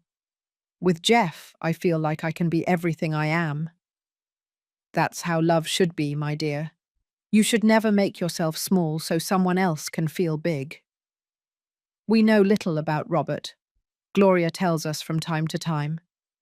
He is still alone. He has had some girlfriends, but no relationship lasts. He continues to blame everyone but himself for his unhappiness. Mrs. Harrington died last year. Until the end, she defended Robert. Until the end, she blamed modern women for not knowing how to be wives. Gloria finally gathered the courage to get a divorce 3 years ago. She now works again at the family company that was left in her hands after Mr. Williams' death. "Your mum inspired me," she told me at a dinner we had at the house. "Seeing how she protected Molly made me realize that I also deserved protection, even if I had to give it to myself." This afternoon, I am sitting in the patio of the Beverly Hills house. Ellen is playing with her dolls near the fountain. Molly is in the kitchen preparing iced tea. I look around and I see everything we built from those ruins.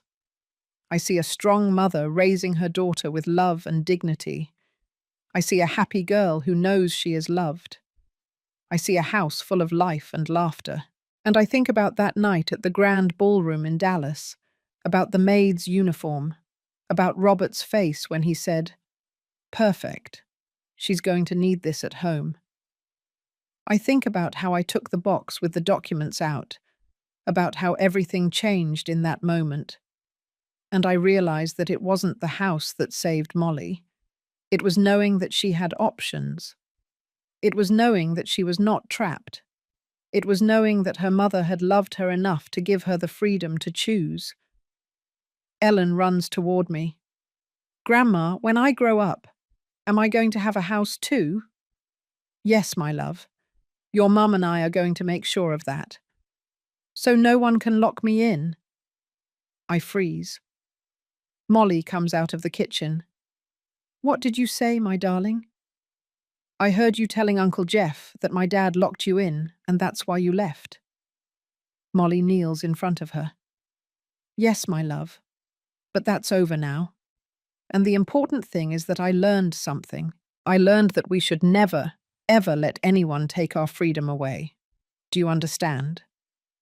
"Yes, Mummy. And that's why we have this house. To always be free." "Exactly." Ellen hugs her mum and then runs off to play again. Molly sits next to me. She takes my hand.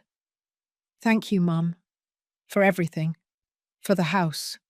For believing in me when I didn't believe in myself. For staying that night. For all the nights.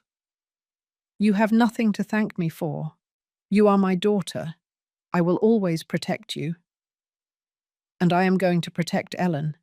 I am going to teach her what you taught me, that true love doesn't control, that freedom is not selfishness, that a woman must always have something of her own."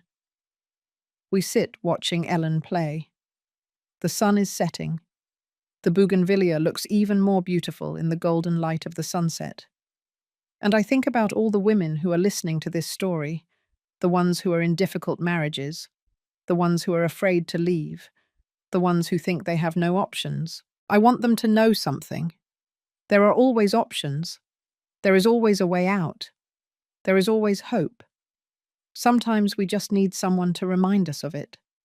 Sometimes we just need a house, or a job, or a friend, or a mother who tells us, "You can do it. You are worthy. You deserve to be free." That night at the ballroom, when I took those documents out of the blue velvet box, I didn't know how this story was going to end. But now I know.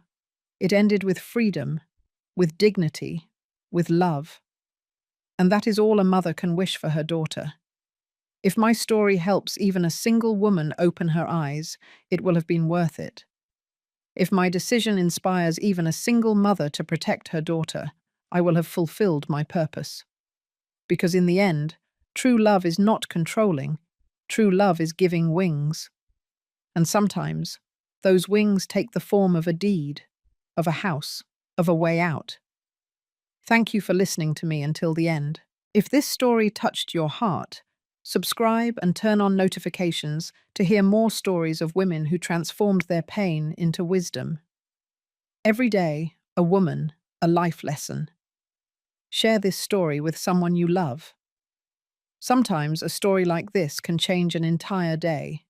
God bless you, and until next time.